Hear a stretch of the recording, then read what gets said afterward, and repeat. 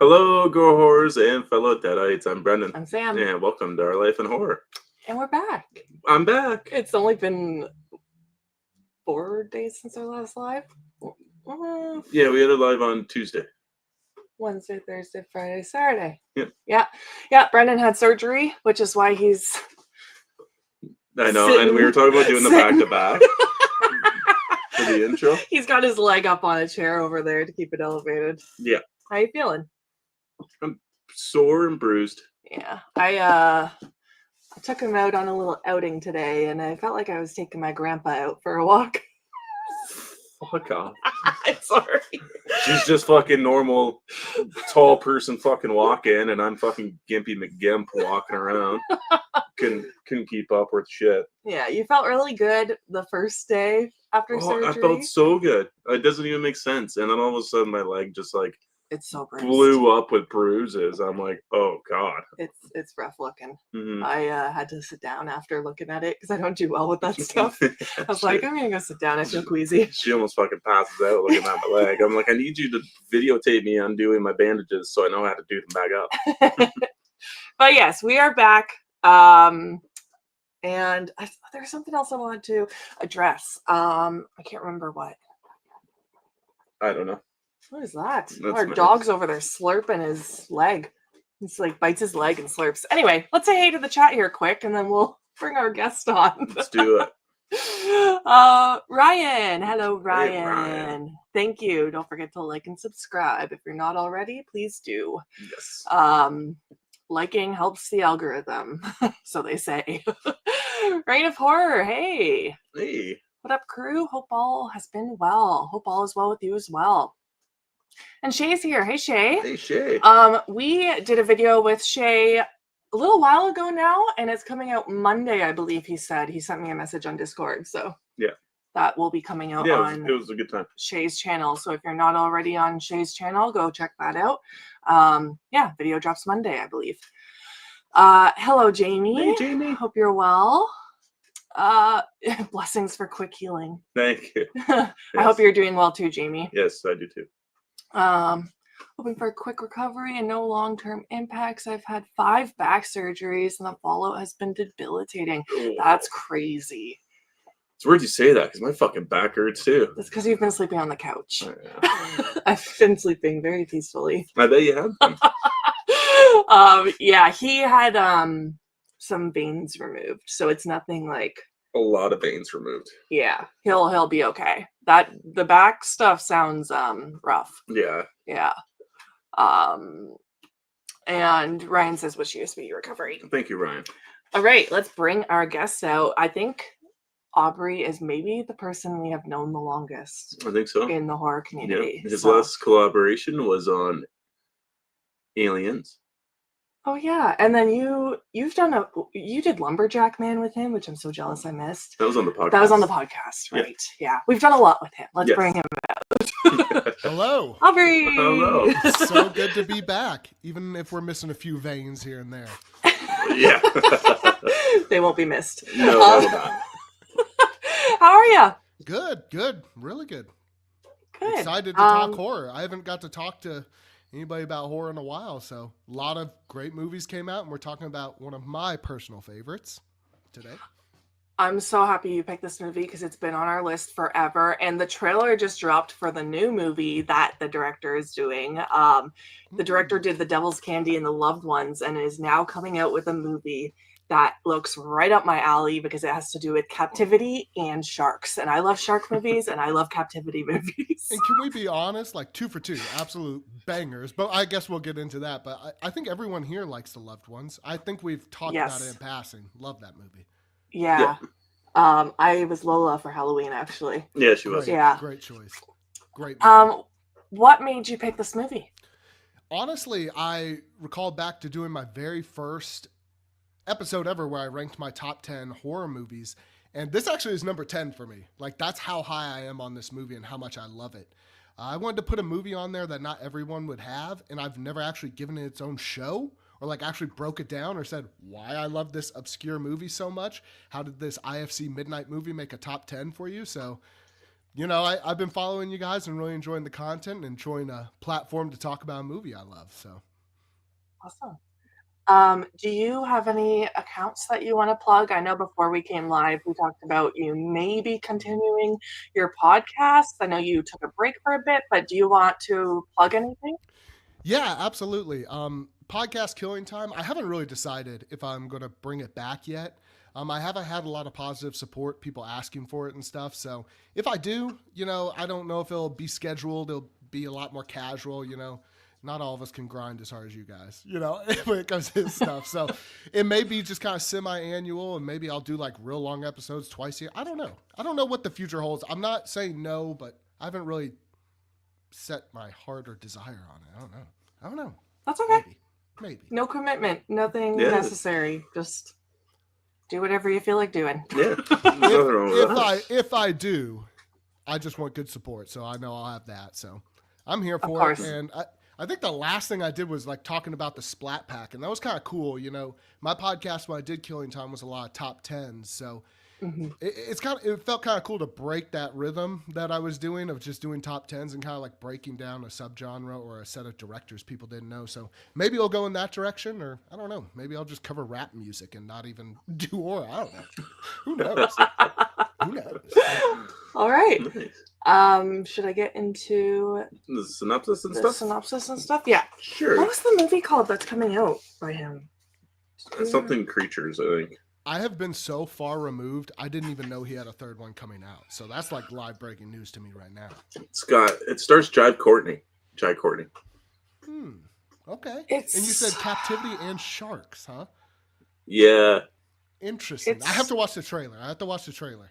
Because in my mind, It's- I'm thinking one thing. I'm like, I don't know how that would work. But if I trust anybody, it's this guy.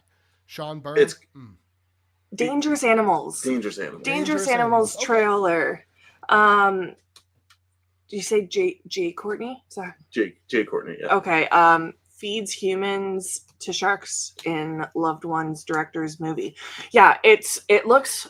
This is how a trailer should be done. It doesn't show you too much, but it's super unsettling. So watch the trailer. Yeah. Jai Courtney looks like super unhinged in this, which is nice to see outside of a lot of his like other roles that he does. Okay. Yeah. We have a request in the chat here saying to maybe turn your mic volume up a bit. Thank you, Jamie. You sound okay on our end, but maybe You better also have now? our- Better now? yeah, is Jamie, that better, let me Jamie? know. Better now? Can you hear me now? Good. How old is everybody? Remember that reference?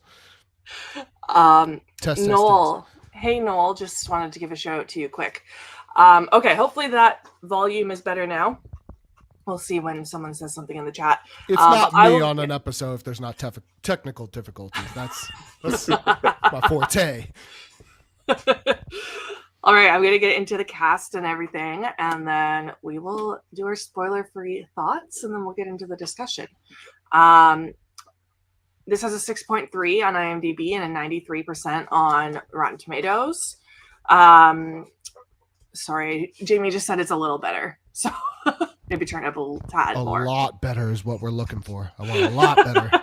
A lot better. Better. Hello? Maybe I'll hold it. Better now? Pivot. We just pivot. It sounds perfect on our end. Yeah. It's so weird. You also have our Pivot. volume like cranked all the way up though. That's fair. She's So maybe she's it's- not new to Aubrey. It Cranked sounds up like as high as she we're could. screaming, probably. No. Sound good to me. Okay, sorry. 6.3 on IMDb, 93% on Rotten Tomatoes. Satanic forces possess a struggling painter after he and his young family move into their rural Texas dream home. This is starring Kiara Glasgow, Ethan Embry Pruitt, Taylor Vince, and Sherry Appleby. Where's the director? Is Sean Byrne.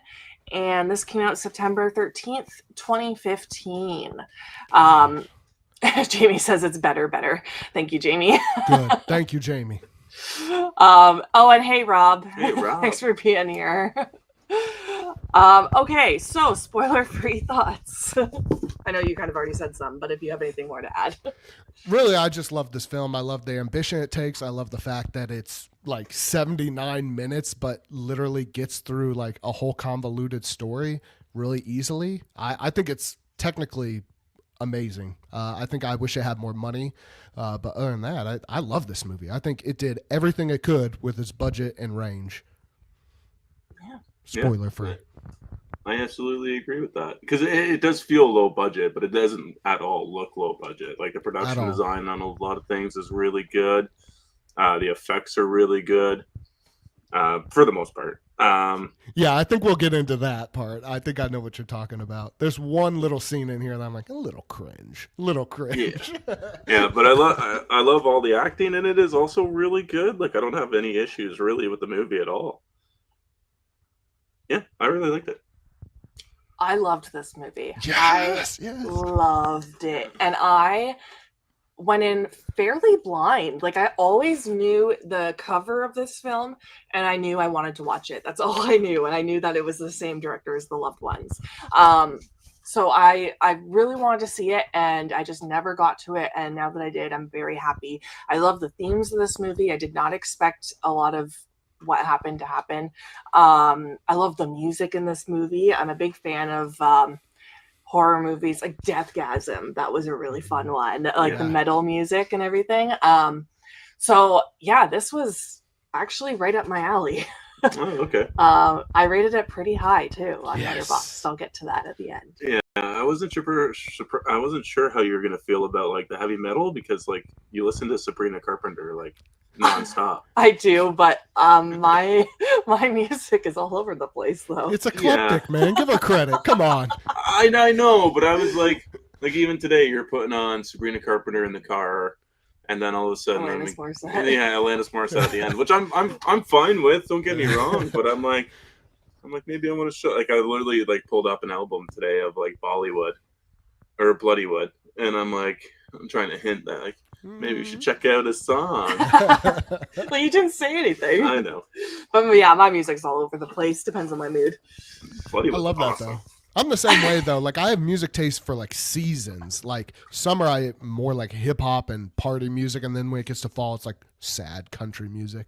I don't know. Yeah. Like my taste changes with the seasons. Me That's too. crazy. I listen to the Beach Boys in the summer. You have to. Like it's just my music matches the mood I'm in. That's how I feel. That's how I feel. Me too. But I will say with the music in this movie, it like fits perfect. And I love that you said the other movie, gosh, it's slipping my mind now, but Deathgasm. that'd be a great 1-2 pairing. You know, you kind of get the funnier end one, and the second one's a lot more brooding. Like when you think of heavy metal music, it's usually kind of thrown in there kind of haphazardly and kind of funny, a little satirical, and this is not that at all. It fits perfect in this movie. Yeah, I agree. All right, let's get to a couple comments here. I've only seen this once, but I remember really liking it. That's a big comment from Rob. Yeah, Yes. Rob usually trashes I got the movies. cosign from Sam and Rob. I'm winning. We can end this podcast now. Oh, YouTube. Yeah, YouTube, not podcast. Jamie says, I don't think I've seen this movie. Highly recommend. Yeah. It's Same with 79 Ryan. minutes, so like you can really it's like a Netflix documentary length, and it's great. Yeah. I mean, Yeah. it moves quick. Jamie, it's on the Scream Factory going out of print sale Oh, currently taking place. okay. If you want a physical copy. And you'll want to watch this movie a couple times. Christopher, I think this is a friend of yours saying, look at this Of course. sexy ass ghost. Of course it is. Oh, Christopher. Oh yeah, we're gonna celebrate later. All right. Do we want to get into spoilers? Let's do it. Describe this movie in 3 words. Heavy metal doom. Oh, I like it. Okay. I like it. Mine was pretty close, actually. Mine's heavy fucking metal. Oh, Yeah, I like okay. that. Okay, I like All that. right. Mine was Metal Dark Satan. Yeah, I mean, all accurate. Christopher has also not seen this one. Bro, what are you doing? Add it to your list. I know you ain't doing shit. After this, go watch it. Why does it have to be a friend of his? Maybe it's just someone who stumbled across the stream and thinks Aubrey's super sexy. True. I wish if I had a nickel every time I heard that. Heavy metal horror sounds sick. It's awesome. Yeah. Who's your favorite character? I mean, a little selfishly, the dad. Why is his name slipping me right now? I don't have it written down. Jesse. Jesse, that's it. I was thinking that was the wife's name for some reason. But Jesse, definitely him. He just has such a character arc. And, like, I don't know. He just plays it really well. I feel like this would be a very hard role to play. The duality you kind of have to take. And not going to lie, super jealous of his body. If Chris thinks I'm sexy, wait till you watch this movie. You'll see this man painting in his underwear. Man. He's always shirtless. Yes. Always when he's painting. And I love the fact it's never like hinted on, but he looks like Jesus. Like, I love that. Like, it's so subliminal, but so right in front of you. It's like he looks just like Jesus, like like him. Long hair, beard. Yeah, I thought he looked like some other people, but we'll get to that. Okay. Yeah. I like that. Who's your favorite? I also put the dad, Jesse. Okay. Yeah, I really liked his character throughout the whole thing. I think he's trying his best to be a dad and trying his best to be a provider for everybody. And unfortunately, sometimes, you can't make the right choices every time. Yeah. And sometimes it's selfish. It's a selfish move. But, I think he redeems himself at the end of the film as well. And I think he looks like a combination of Matthew McConaughey and MacGruber. Okay, I get the MacGruber hair. Yes, I like that. I was picturing McConaughey for like half the movie, and I'm like, wait, he's kind of got this MacGruber thing going on too. So I'm like, I'll just put them both down. To me, he looked like he should be in the show Animal Kingdom with all those brothers. Yes. Yeah. Okay. He'd be a good Son of Anarchy too. Yeah. There you go. No, he looks too gritty. The guys on Sons of Anarchy did not look gritty. I'm like, they don't look like bikers. Or even like a Walking Dead character too. Yeah. Okay. I absolutely loved Jesse, but I went with Zoe, the daughter. I don't normally pick one of the kids to be one of my favorites in movies because I don't know, they're usually just a side character, but I really loved her and I really loved the family dynamics. Like this family was just so sweet and so cute and like they're like kind of quirky, but they really like they just go through a lot together. She's definitely 1B for me. Like I was like, do I go cliche and say the dad or do I go with her? But she plays it so good. Like, I think that's one thing about the performances in the movies. Like, it just feels so grounded. Like, it doesn't feel over the top or anything. It's like such a grounded and well-made movie. Yeah. Yeah, I agree. Like, that's one thing that I wrote down too was the family dynamic that I really enjoy. And it kind of reminds me of like our life too, because like we're horror people, like hardcore horror people, but like, and sometimes like our dress wear aesthetic matches that, but like our house is nothing like that. Yeah. Which is something I really like too. Yeah. Because our house is all like when they're smoking a joint in the backyard, their house is very what you would say is boho aesthetic. Preppy, whatever so that preppy. means. Yeah. But I like that, and there's that contrast between like the mom too, and she seems very conservative almost.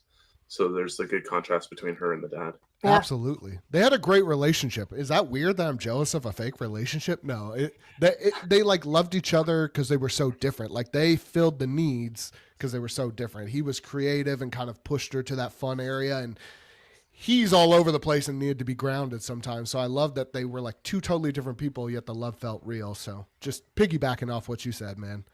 I love them too. Even like their style, you could tell that they were both kind of edgy. Like you could tell she's edgy, but like grown up a bit. Yeah. And like, and they have such a cute like daughter that is like following in their footsteps. You can tell like by the way she dresses and listens to music and whatnot. Her room. Yeah. I love this family. Like how great is that scene when they're driving to school the first time, headbanging, and the mom's like, just kind of looking like that just felt so real. Like she's enjoying it, but she's like, how do you enjoy this? I'm happy you're happy. Like, I don't know how Sean Byrne caught that or if it was directed or what, but he did a great job in this. Absolutely. Yeah. What's the daughter from? She looks so familiar. Gosh, I have the IMDb pulled up real quick. I can click, see. Yeah, she was like, what else have I seen her in? Devil Bitten. If you've ever seen a TV series called Bitten, Maps to the No. Stars, Cooper, I'll Follow You Down, Warehouse 13, Hemlock Grove, played young Oh, Olivia. Oh, Hemlock Grove. Maybe Hemlock Grove then. Maybe. Yeah, because other than that, I don't actually recognize her from anything else. She looks like a Nickelodeon star in this. Honestly, I always said she looked like Harriet the Spy. Rip that actress who passed away, but she looked like Harriet the Spy to me, like when she was young, like still face aesthetic and stuff. So I get what you're saying. Nickelodeon. Yes. Michelle Trachtenberg. Yeah, Yeah, that's I could it, see yeah. that. She kind of looks like she could be like Angelina Jolie's daughter at the same time, and she Yes. like, I don't know, her Okay. face, like her lips and everything. She's a beautiful little girl. But I'm gonna say what's up to Corey here. Hey, Corey. What's Happy up? Saturday. Who's your least favorite character? I wonder. Where is that? I'm trying.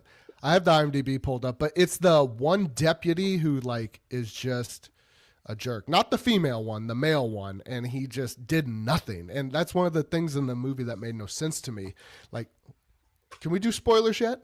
Yeah, we're in Okay, spoilers. okay. Yeah. Spoilers. So Jamie, if you haven't seen this, like when the guy shows up to the house, he chases him down with a rock while he has a gun out.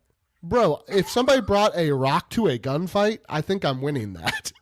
He doesn't even turn around and try to shoot him. So he's my least favorite because he was an idiot. Okay. No, that's fair. Other than that, I loved everyone. So I just had to pick somebody. So I picked the idiot. Okay. Alright. I think I went with his name's Ray, right? The bad guy. The bad guy.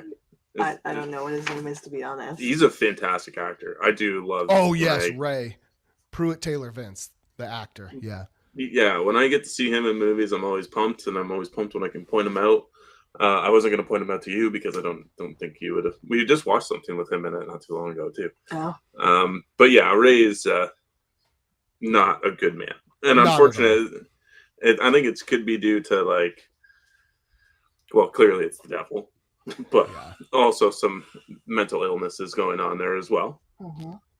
But he tries his best to be sweet, and then I don't know, the noise just gets too loud for him, I guess. Yeah. I think that's when you start to rewatch the movie, you'll kind of find these themes that it seems like the devil will prey on people that are maybe of a weaker mindset because they can't control thyself and that type of stuff. I mean, if you think about it, the devil talks to him like a child. He's like, the kids taste like candy. So it makes sense to him what he's doing. And he doesn't have like that wall. So it feels like he goes for those people, the low hanging fruit. And you kind of pick up on those types of things, like the preacher talk. You really notice what the preacher's telling you, like second and third time through. Like it really actually plays a big part in the movie and how the devil is actually moving in this movie. Yeah. Oh, okay. I kind of like I was listening, but kind of missing it. Well, out. it's hard because it's such a gripping movie the first time. You're like, it's very unsettling almost in a hereditary sense that like once it gets going, it just kind of, it never boo pops out, but it just squeezes you to a point of like, oh my gosh, it's just so much tension. That's where the horror lies in this movie. If you're coming for boo around the corner, don't pick this movie. It's not that. Yeah, I agree.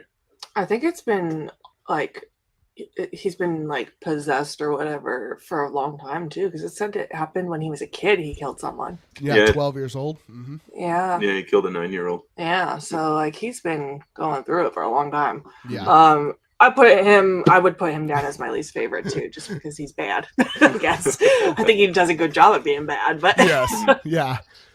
I guess think my least favorite character could be Satan. But Yeah. It's all his fault anyways. Yeah. Best acting.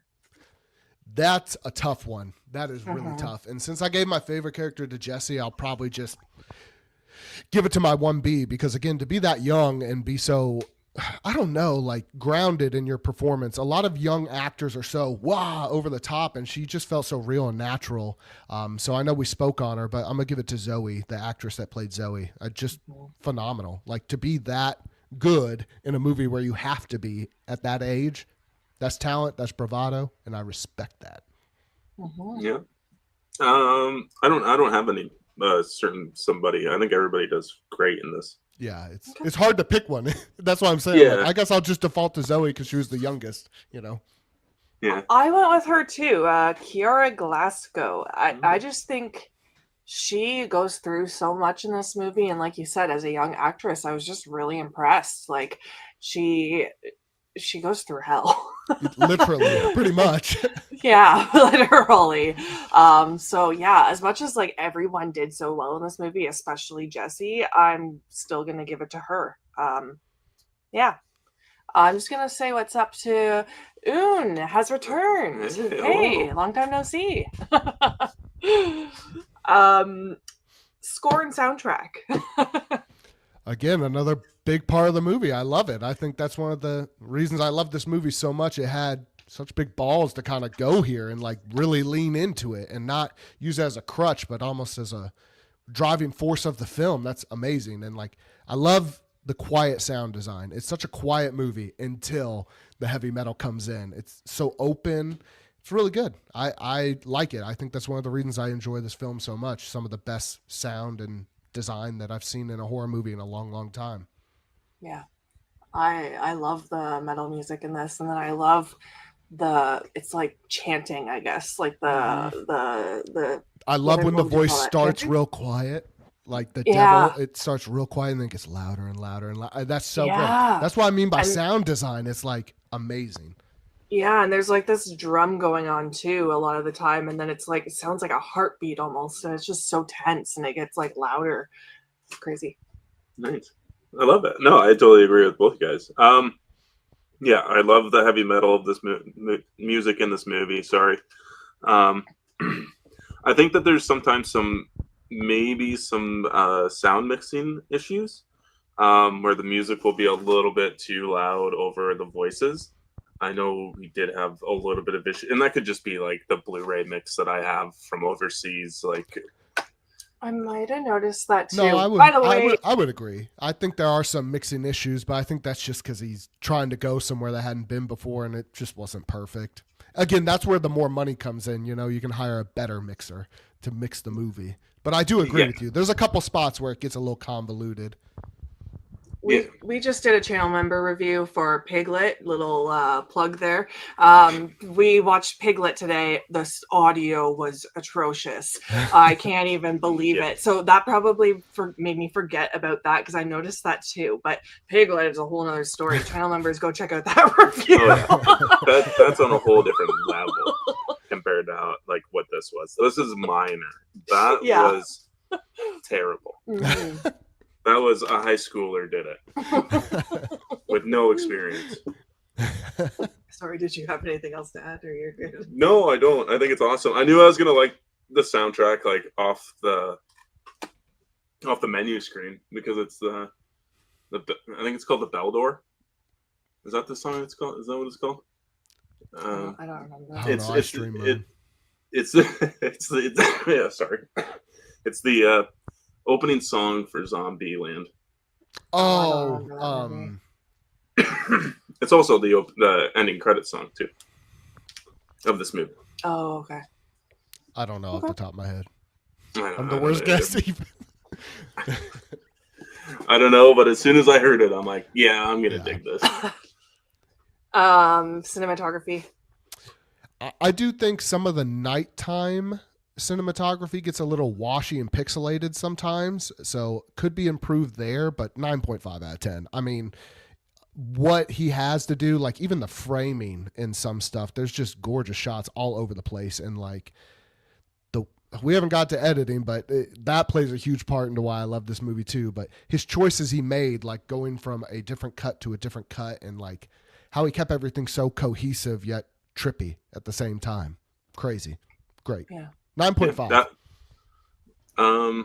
Yeah, I really like this too. I really like a lot of like the setting as well.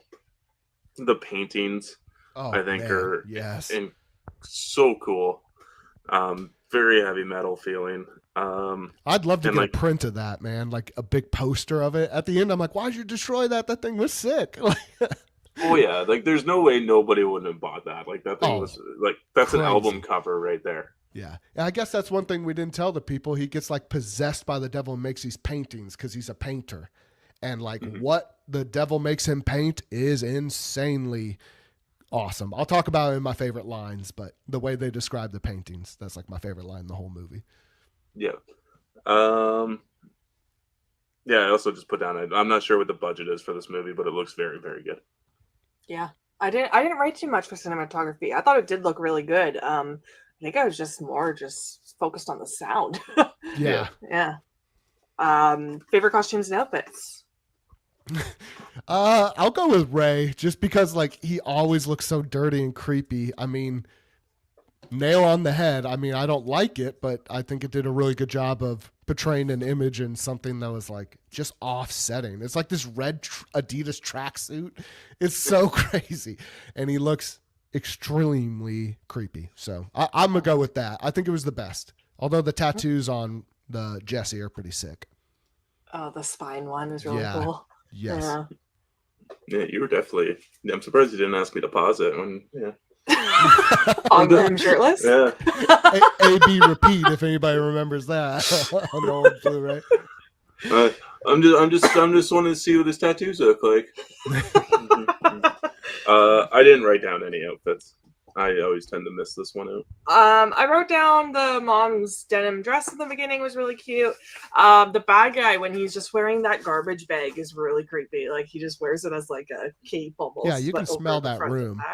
Yeah. Oh yeah. And then I like the shirt that Jesse's wearing. Find what you love and let it kill you. Ooh, yeah. I never even noticed he was wearing a shirt like that. I was so enthralled with this movie. I love that. That's awesome. Yeah. Yeah, I just thought the saying was good for this. Bitter Wolf is here. Hey, Bitter Wolf. Hey, Bitter Wolf. I've never seen this movie. I'm in the middle of watching Piglet right now. Good luck. Yes. I hope you like it more than we did.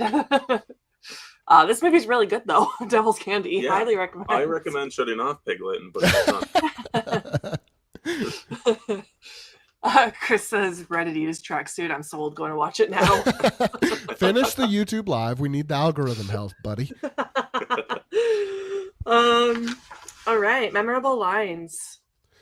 There's a whole lot in here, but my favorite is, and gosh, of course I'm going to butcher it on the spot, but when he's talking to the art dealer, and he's like, "Your work is so beautifully disturbing." It's the way he says it. It's just like perfect. And that's kind of what this movie is. If we only had like 2 words to describe it instead of the 3 you guys graciously give us, that's what I would say. In that sultry tone, beautifully disturbing. I love it. Nice. I got a few lines. So, do we want to go in the circle? I've just got one. You just got one? Oh, okay. Yeah. Damn. All right. I got children are his candy. Oh.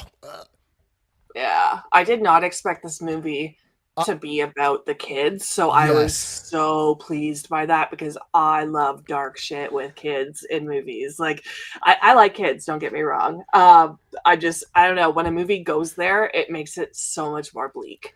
I literally remember one of the great scenes in the movie where he gets his first kid victim. I was like, I know Sam's going to kill me when this dog runs in the woods because she thinks it's going to die. How good was that? I thought it was going to be the dog. I was like, I just hear Sam going, Aubrey, God damn it, Aubrey, making me watch this dog. How good was that scene? Like, man, just built the tension and flipped it on you. Wasn't even going for that kid. Literally in my head, I was like, I know. Fucking kill that dog. And then I see him go for the kid, and I'm like, yes, it's going there. I kept it in my head, though. Piggybacking off one of your favorite quotes, definitely where he like wipes the tear off the kid, licks it, and says, "He's right. You are the sweetest candy." Yeah. So I had that line written down. Sorry, I stole your thunder, Brendan. No, that's okay. I decided to go with like.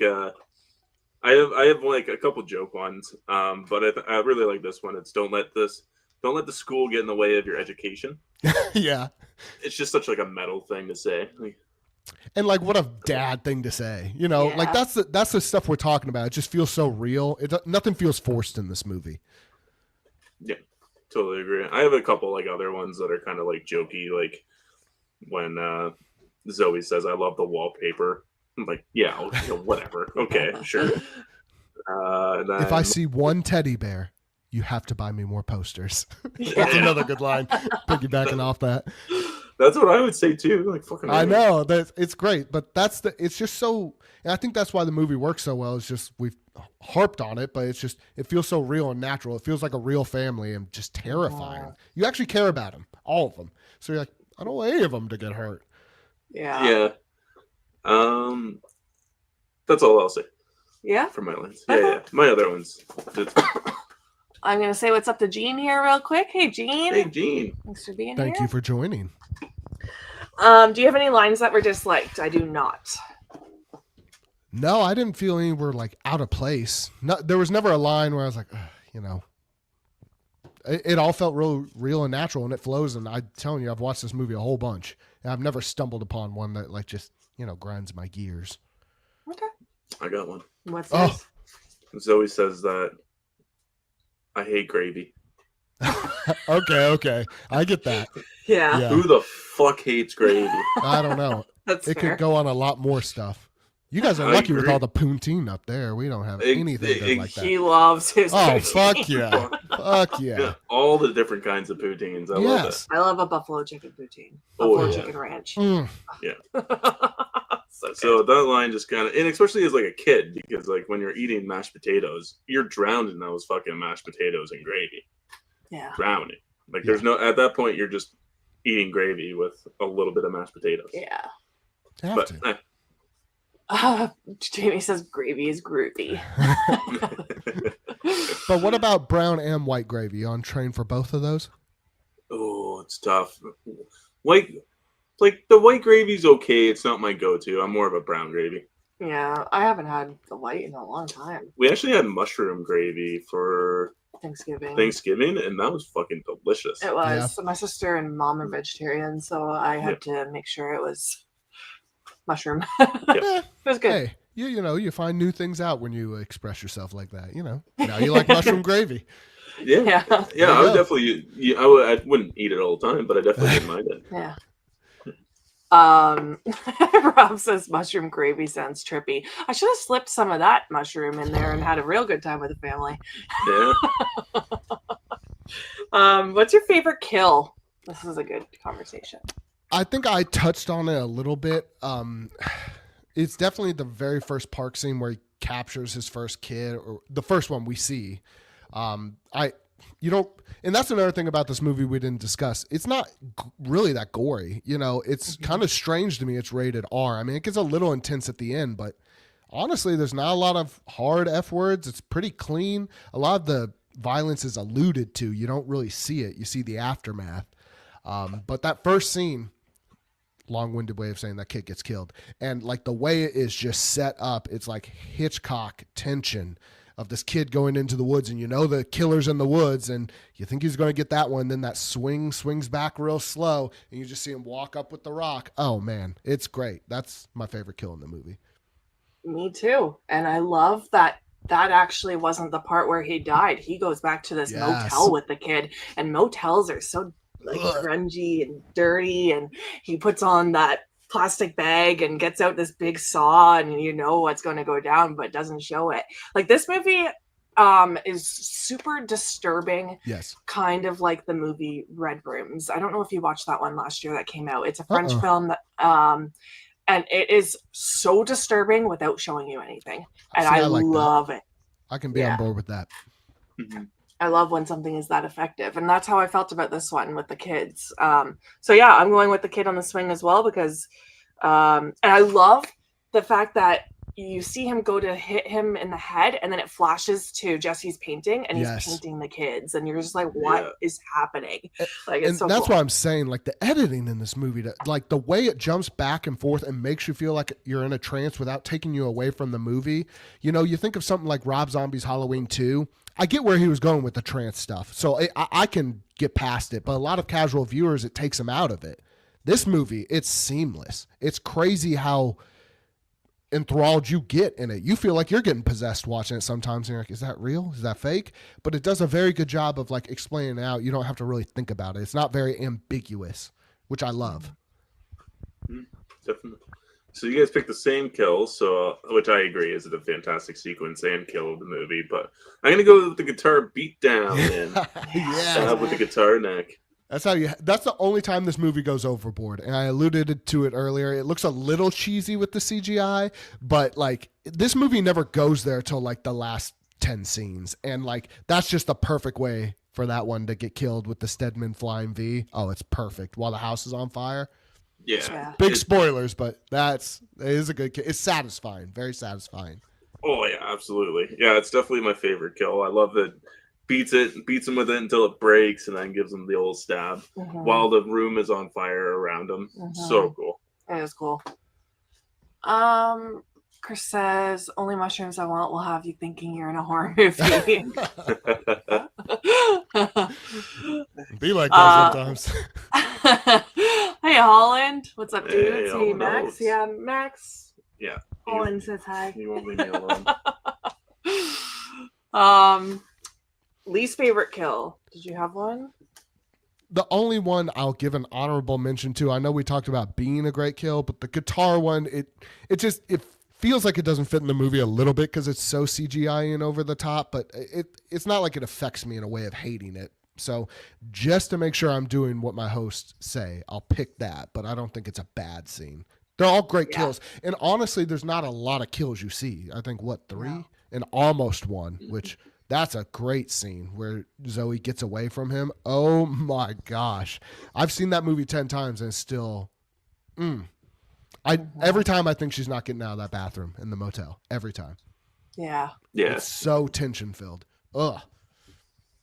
I don't know if I have a least favorite because really there's the park one, the guitar kill, and then the cops, I guess. Yeah. I'll go with the cops, I guess. Yeah. You know what? I'm changing my answer. I said I didn't like that deputy because he didn't shoot at him. Yeah, there's a scene where he's crawling away with gun in hand, and the guy's coming at him with a rock. Now, I'm not no rocket scientist or anything like that, but I like my odds. Just saying. Guy with rock, me with gun. What would you do? Would you lay on the ground, get beat with the rock to death, or B, turn around and try to shoot at him? Yeah, that guy's not good. He chooses A. No. Let's just put it that way. Shouldn't be a cop. So yeah, I changed my answer. Thank you, Sam.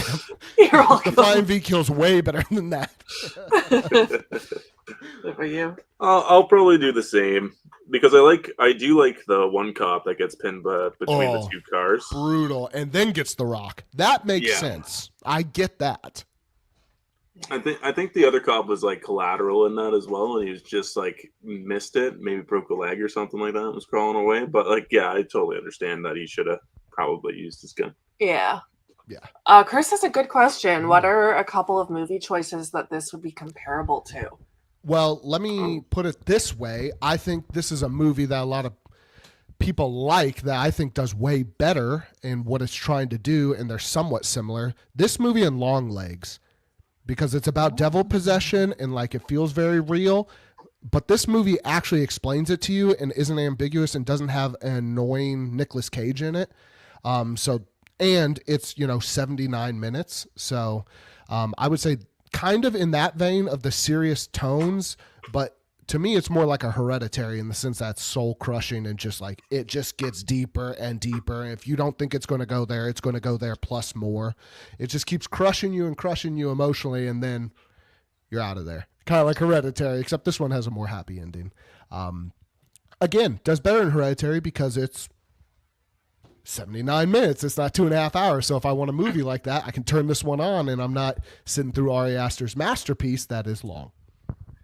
This movie reminds me. Okay, so if you take Deathgasm and take out the humor, like the music and the that vibe, like I would go with that, but I would also almost make it comparable to the movie Clown, but without the clown. Ooh, I do like that comparison. I never with thought the of kids, it that way. The motel, I never thought of it in that sense, but I do like that. Yeah. Clown's a little more violent, like you see it in Clown. This one's a little more like cross-cutting, like when the violence occurs, kind of like Sam said, it kind of cuts to Jesse being possessed by the devil painting the killing. So it's pretty cool in that sense. Yeah. What about you? I honestly am blanking. Yeah. I don't know. It's tough. It's such a strange out there movie. And I don't mean that in a negative way. I'm saying like, I love that it did its own thing. It's hard to compare it to things. That's why it made my top 10 list. Like me as a consumer of art, I love when somebody goes out there and has the balls to try to do something different and not imitate somebody. And I haven't really seen a movie like this with the incorporation of the heavy metal and how well it's produced and just well acted. You know, that's why I wanted to talk about this movie and explain why it actually is in my top 10 favorite of all time. Yeah. Could say like maybe Frailty. I don't know if I've seen that or know that off the top of my head. Bill Paxton. Oh, okay. McConaughey. Yes. Okay. Yeah. I just with like the religious aspect and stuff like that. Okay. And that was the only one that kind of pops in the head. I don't know if that's like super comparable either. That's just I haven't seen Frailty in a long time too. Okay. I really like Longlegs, to be honest. Also, you keep Nicolas Cage's name out of your mouth. Hey, Chris, it's okay to be wrong sometimes, man. It's not a big deal. I'm surprised Rob didn't harken on that one. I wonder if Rob's still in the chat because he has a Nicolas Cage podcast and loves him. I'm not a big Cage fan. Hey, more power to him. I'm not yucking anybody's yum. Cool. He is just one of those guys that is just nails on a chalkboard for me. Anything he does. And that's just me. That doesn't mean anyone's right or wrong. Now, the Longlegs comment, I do agree there. I can see how people really like that movie. I see movies like this, and I'm like, I like that way better than Longlegs. Longlegs was kind of a hype beast. It didn't really move the needle for me, to be honest. We just had a bad theater experience, so we need to give it a rewatch. Yeah. And that stinks. That stinks when you feel like that takes away from the film itself. Yeah. I saw it 3 times in theaters, wanting to like it really bad. And it never got there. I can't imagine going to a theater 3 times for the same movie just trying to like it. Sam, I'm a lonely person. What don't you understand? Nothing against your choices. I'm just not a theater girl. Back when I was more prominently doing the podcast, I had unlimited like the ticket, so you could go once a day for free. So like I could see Longlegs 3 days in a row, and it's the same price because it's like $25 a month, and the movie theater gave you unlimited movies. So. You know, that's sweet. I know. That shit. Regal. It was all in the app too. It was great. Rob finally chimed in. Can we go back to the time when Aubrey's mic wasn't working? Fair point, Rob. Hey, I'm here for it. We'll move on, Rob. Gore factor and special effects. Gore factor, I think it's used very well. There's not a lot of it. I do like at the end after the guitar scene, he's just coated in the blood, you know, he's almost baptized in the blood, you know, pun intended, looking like Jesus. But that's my choice. I don't think it's very high because there's not a lot of it, but when it's used, it's very good. So I don't know, 50-50 split. Yeah, I think it just it's real, right? So yeah. I give we just watched fucking Piglet, so that was all CGI, fucking bad, awful blood. So I appreciate that, even though it's little amount that we get, it's fucking real. I want quantity, not quality, right? I think as horror fans, we can agree there. Get creative. Absolutely. Quality over quantity. Yeah, so, the special effects look good. I'll say, like, the fire near the end. Yeah, little. I don't know when this movie come out. 15, I think. 10 years old. This movie's 10 years old, man. That makes me feel so old. Yeah, so fire is still probably one of the hardest things to make at that time. So it's gotten better by now, but I don't gripe the movie at all for it, because I honestly don't feel like it took away anything at all. But if you're being a nitpicky person, you will pick the shit out of that for sure. Absolutely. Yeah, I don't mind that this movie doesn't have a lot of gore because it was still very disturbing. Like, there's 2 scenes that I'm going to talk about when we get to favorite scenes that felt so, like, just felt bleak to me. Like, my stomach kind of dropped in both scenes, and I was like, oh my God. And this doesn't have a lot of blood, but it didn't need it. Like, it has such dark themes already. It doesn't. You know, I was watching a documentary one time, and Larry Cohen says it's actually scarier not to show it because you're going to think something in your mind way scarier than anything I can show you. What do you guys think about that? Because I agree with that. You said your stomach dropped out because you thought of the worst thing possible because it didn't show it to you, so your brain's going to put it there. That's like the psychological filmmaking people don't understand. Is like, I think Byrne did that for a reason. It really helped the aesthetic of the movie and kind of made it feel real but not, and I loved it. I loved how it cut between the violence to the paintings and stuff. I can't praise this movie enough. I'm just glazing at this point, sorry. No, it's all good. And it's always like that, like the implication of what's going to happen, because like when he goes to cut the kid up after the rock sequence, you see the saw and you see the duffel bag Yeah. or like the little suitcase, and you know what's going to happen. So of course it's scarier. This is just horror 101. It makes your stomach hurt. Like Mhm. it shows you that, but then it flashes to the painting, and you just like get brain fucked. So then you Oh, kind of yeah. forget about that already, and you're like, oh my god, he's painting these kids. Like, Yeah. what's happening? And again, going back to my favorite line is beautifully disturbing. That painting is beautifully disturbing. Like, Yeah. what the fuck, man? Like, and that's kind of the movie. It's like, I'm showing you something disturbing and then a beautiful painting. Like, so it is a mind fuck, like you say. It's just kind of, it pulls you in all these different ways and just makes you feel uneasy and queasy throughout it. Kind of in the sense of Hereditary. That's why I say it's like Hereditary in a way. Because it's just like, you know something's wrong. You can't figure it out because you're just as confused as the main characters. But it pulls you along and explains it. And you find out in real time while watching this movie just like they do. And I think that makes great filmmaking. Yeah. I agree. Chris wants a link to the Nick Hell Cage yeah. podcast. Rob, yeah. I'm assuming you have seen that comment, so go ahead and share the link to your podcast. I think it's called the Nick Effin Woo Yeah. Cage podcast or something. I always fuck that up. So Rob, you're gonna have to help him in the chat. Storyline and pacing. Perfect. I mean, how does a movie that's almost 30 to 40 minutes shorter explain more than, i.e. long legs, like I alluded to? That's crazy. That's amazing. It's efficient and better.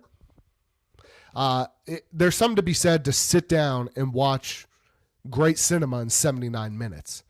I think that just shows a technician that is the director, Sean Byrne, and like he has a vision and knows what he's doing. Like he honestly could have trimmed this down a little bit more and it still would have been coherent and great. And that just shows really good filmmaking. So this is a 10 out of 10. I don't know of any other movie that does so much with so little time, budget, anything like that. Yeah, I totally agree. This movie is fantastically paced. The storyline is really good. I don't have any questions about what happened. I know exactly like where everything went. I know what the cause of everything was, like everything like that. I do have to say the only thing I wrote down, which I don't even know if I want to say it anymore or not, but when I wrote it last night, I thought it was funny. I'm not gonna say it. Darn it. No, now you have to say it. What the hell? You can't let me off this fucking live and not tell me what you were thinking. It wasn't as bad as you thought it was. No, it's safe to say. Okay. I just wrote down, like, you know, your house is fucked up when your kid would rather go to a school in America. No, 100%. Absolutely. I have a 4-year-old son, so that hits at home. And I think that's one of the reasons like this movie is so good, because there's even underlining themes of like being a father and like not being in control. That's like one of the scariest feelings as a parent. Like you have no control. Like I can't help my kid. Like that scene where he gets to that school, man, I felt that. Like, and you say it jokingly, but seriously, here in America, we got a problem, man. There's way too many parents that have that feeling.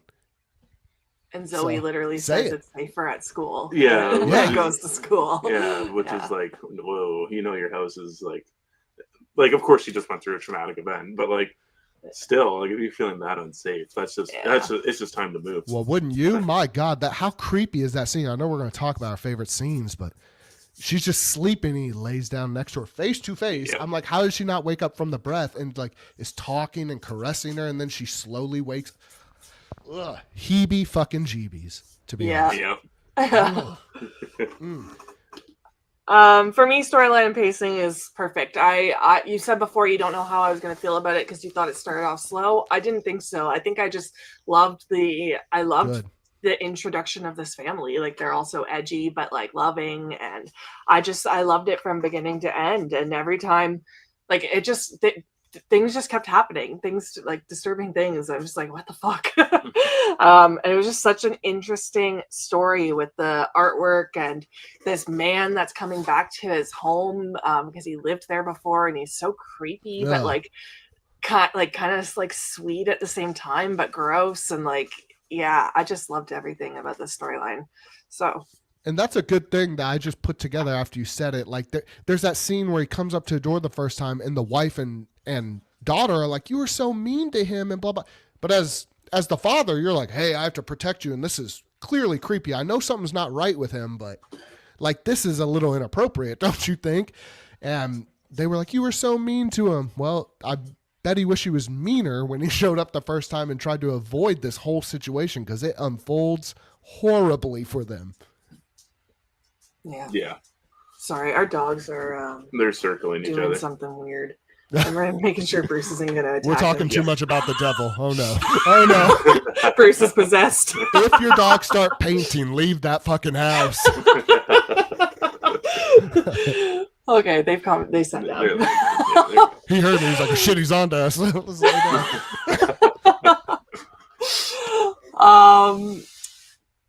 Where's Dark Room Reviews? Hey Joel. Hey Joel. Holland. Sorry if you guys discussed this already, but how long did it take for you to realize it was Ethan Embry? I think it took me an hour into the movie. Honestly, like after I IMDb'd it, because I didn't think it looked like him at all. I think he transformed and did great in this performance. So that's a good point. I didn't even realize it was him. He looked too much like Heavy Metal Jesus, or MacGyver Jesus, if you ask for him. Yeah. Ethan Embry? He's Jesse. Yeah. He's the dad. Ethan what Embry? else is he in though? I got IMDb. Yeah, you got the page up. Let's see. Sweet Home Alabama, the main guy, Bobby Ray. Disturbing Behavior. Let's see. More down here. I knew him from Sweet Home Alabama. Is that weird? I haven't seen that in Night so of the Wolf, long. The Guest. Once Upon a Time. He was great. Yeah, he was Higgins. House Across the Street. Oh, everyone in the chat's throwing out movies he's in. The Wizard of what? Can't he was on wait. House. Yeah. That's why I said Vacancy. That was the one I was thinking. I was like, what? There was a horror movie I was thinking of, Vacancy, the hotel one. He was in that. Okay. Harold and Kumar Go to White Castle. Exactly what I was looking for. That's funny. Oh, okay. Okay. I don't recognize him. I'll have to give some other of those movies a rewatch. I've been wanting to rewatch Vacancy for some reason. I don't know why. It's a good solid movie. Kind of like this quick in and out. Good little movie. Yeah. Yeah. Okay. Weird. All right, we're getting to favorite scenes. Well, we got about 2 hours left in this podcast because I'm just going to say the whole movie and just recite it because I know, pretty much I wouldn't change anything about this movie. Like literally, I wouldn't, not anything. It's hard for me to come out of a movie and say they could have added more, to be honest, but I don't know if that would mess with the pacing and how much I enjoy it. But I mean, we talked about the swing scene. We talked about the hotel room scene. That's so memorable. I do like when he's talking to the art director. It's just kind of menacing. And to me, how I take it as a viewer, now that I've seen it 3 or 4 times, is when he's talking to that art dealer, that is the devil. That's the devil incarnate. Like, and he's talking to him and tempting him not to go pick up his daughter so his little goon can kidnap her and kill her and eat her or whatever he does, suitcased her. So I like that scene. It's very menacing and tense-filled, and the more I watch it, I'm kind of like, I try to pick up on stuff like that. I don't know if it's intentional or unintentional, but me as a viewer, that's how I start to view it, is like, this is the literal devil tempting him just in human form. Good. Because if you listen, the preacher says the devil does not look how you think he does. He is not in a costume store. He's not a red guy with horns. He looks like you. He looks like me. And if you have an ounce of greed, he will slither into your soul.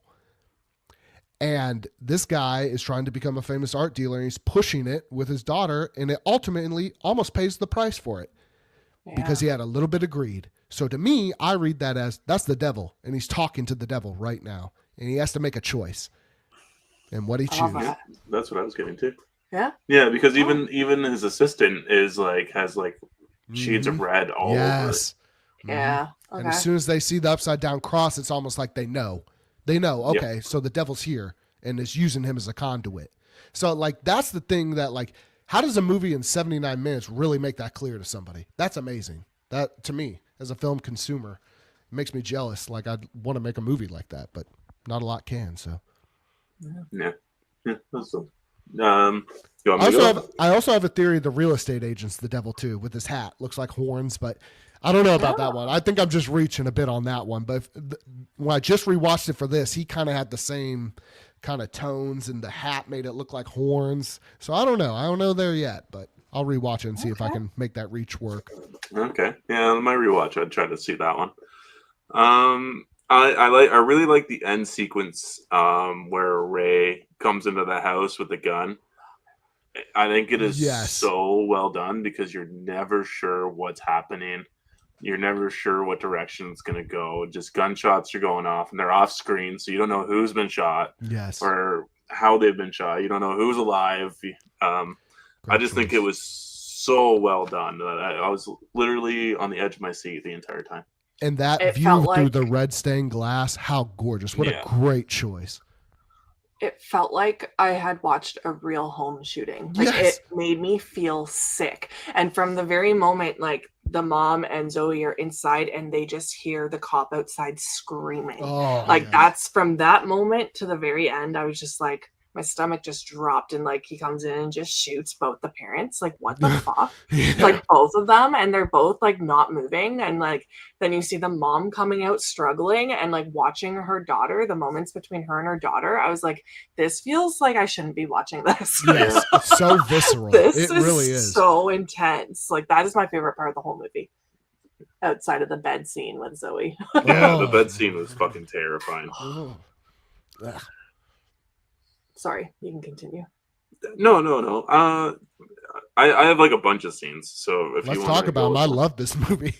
Yeah, like I just think some scenes are just like funny for like characters. Like I put down like, oh, when kids get their first guitar, she's just fucking wailing on it upstairs, which is just so true. There's the family jamming in the car in the opening sequence. Hey, Bruce. Sorry, our dog has a history of attacking our other dog, and I have some PTSD from growling. I can get that. Relax, okay? Can you lay down? Hey, you're being embarrassing. No way. I'm on this live. I'm on this live. Hold my beer, Bruce. I'll show you embarrassing. Sit. There we go. What do you got? Is that Bum what he's jealous to the about? ground. Sorry. But that's like all fine.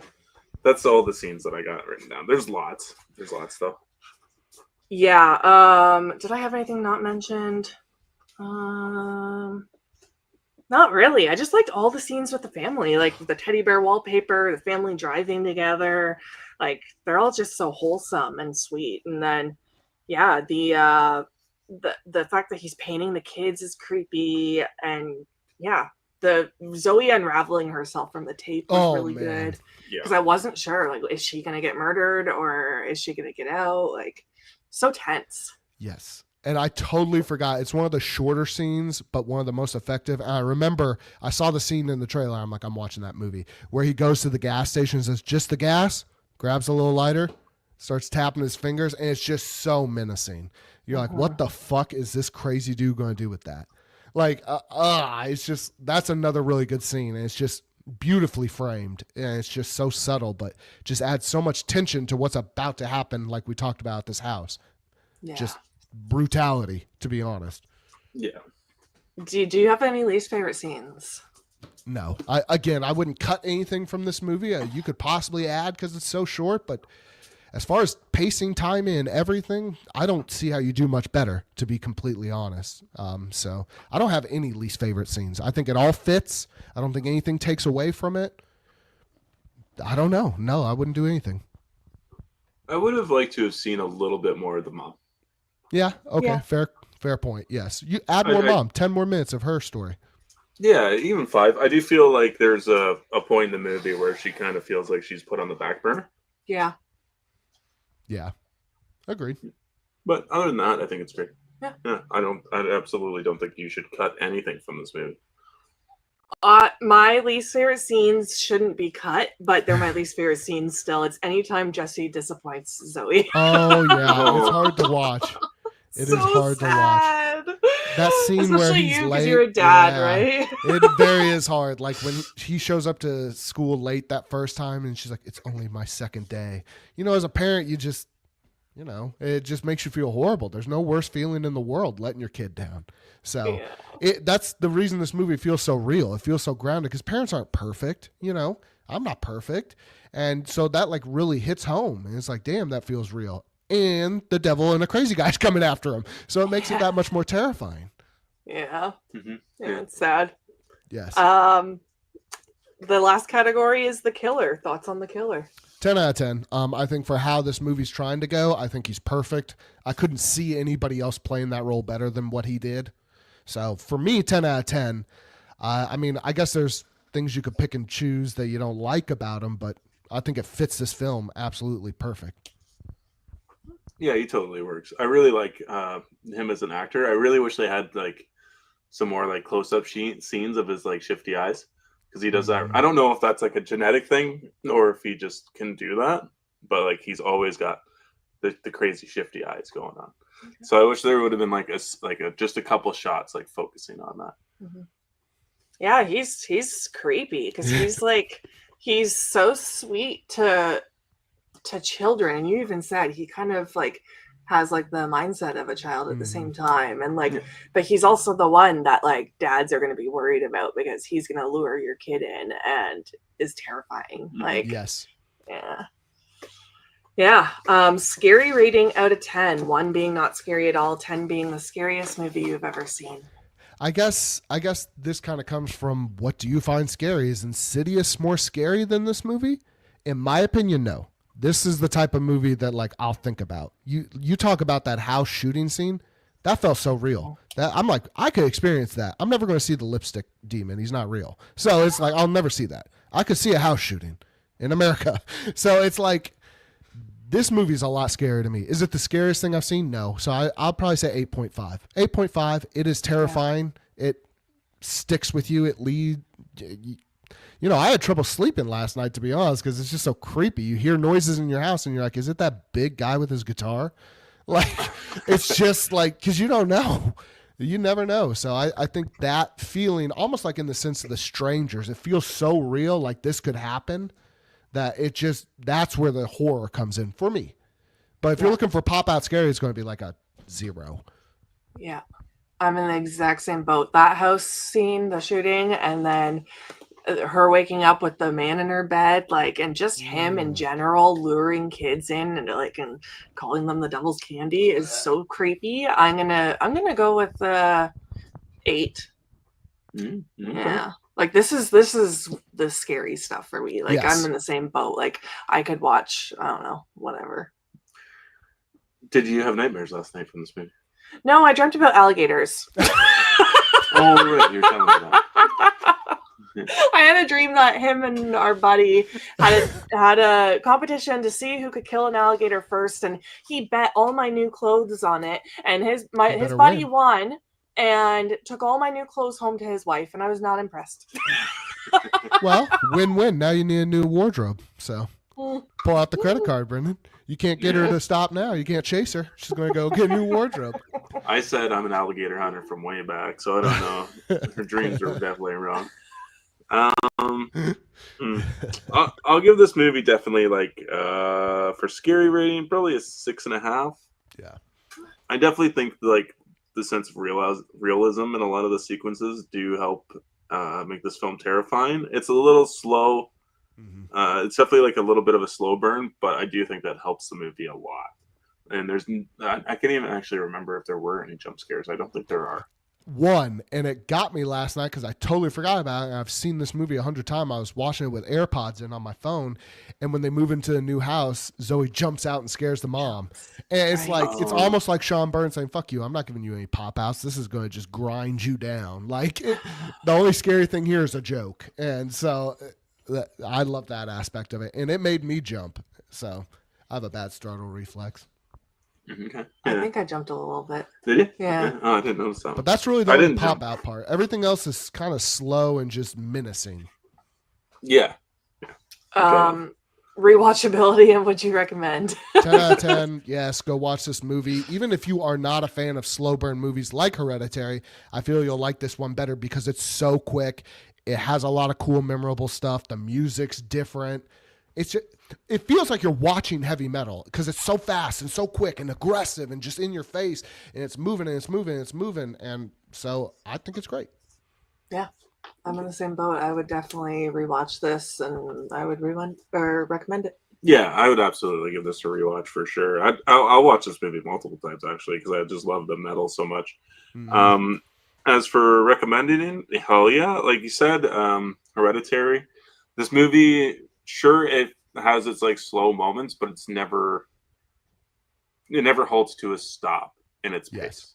Which Absolutely. like at such a tight runtime, it can't afford to do that. So this movie flows so well. It feels slow, but it's fast paced. I don't know Yes. how like that. It can almost work feels like the together. slow stuff is definitely planned. Like he's trying to throttle it down. Like it doesn't feel like it has to because there's nothing written here. It feels like he's intentionally doing that.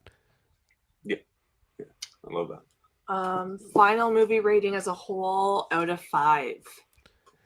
Out of 5, I'm not going to give it a perfect score because I think that would just be way too much. But 4.5, as close as you can get to it. 4.9. If it had a little bit more money and a little more polish on it, maybe it would get that. But it cracked my top 10 because I think it's such an ambitious and well done movie with so little resources.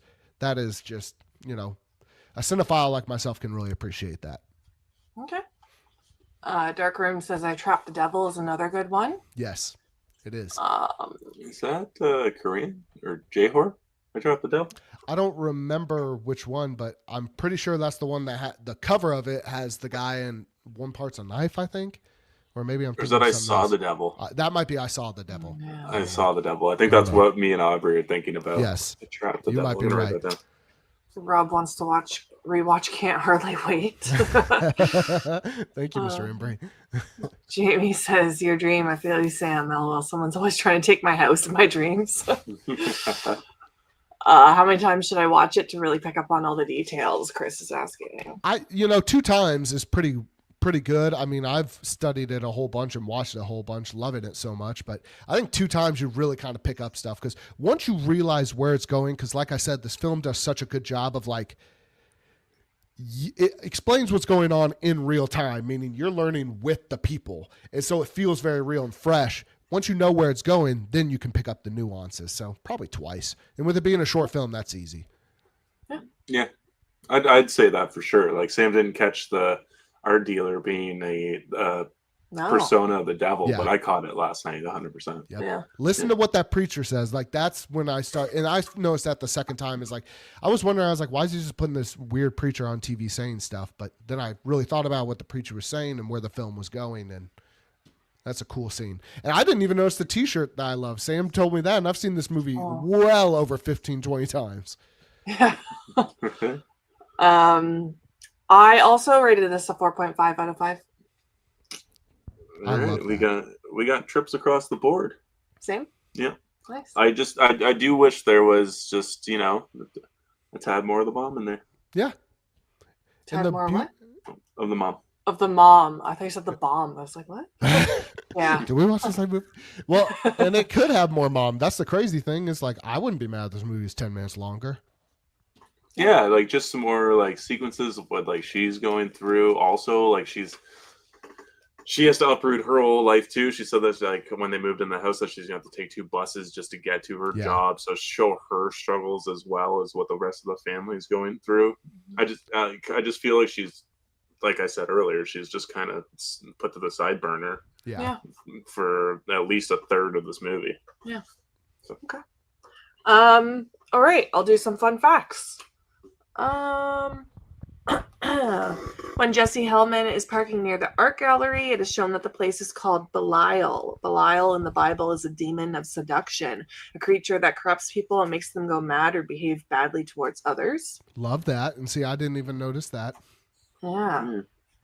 When Jesse meets Leonard at his house, he is wearing a t-shirt that says, "Find what you love and let it kill you." This quote is from Charles Bukowski's memoirs. My dear, find what you love and let it kill you. Let it drain from from you, your all. Let it cling onto your back and weigh you down into eventual nothingness.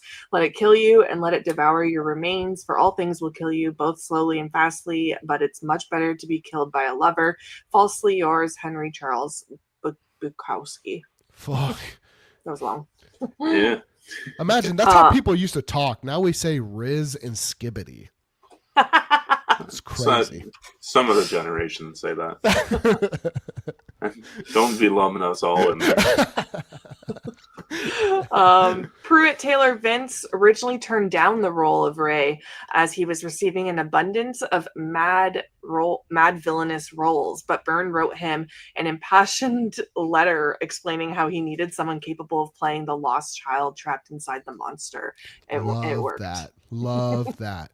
That is a great quote. I love that. That is awesome. Let's see what else we got here. Oh, Metallica's "For Whom the Bell Tolls" is the track that kicks off the end credits. Okay. There you go. That's for you, Brendan. Yes. The child kicking and writhing in the blanket carried by Ray is actually a mechanical figure. Okay, now I can't unsee that when I watch it. Yeah. I'm like, sorry. Robotic kicking. I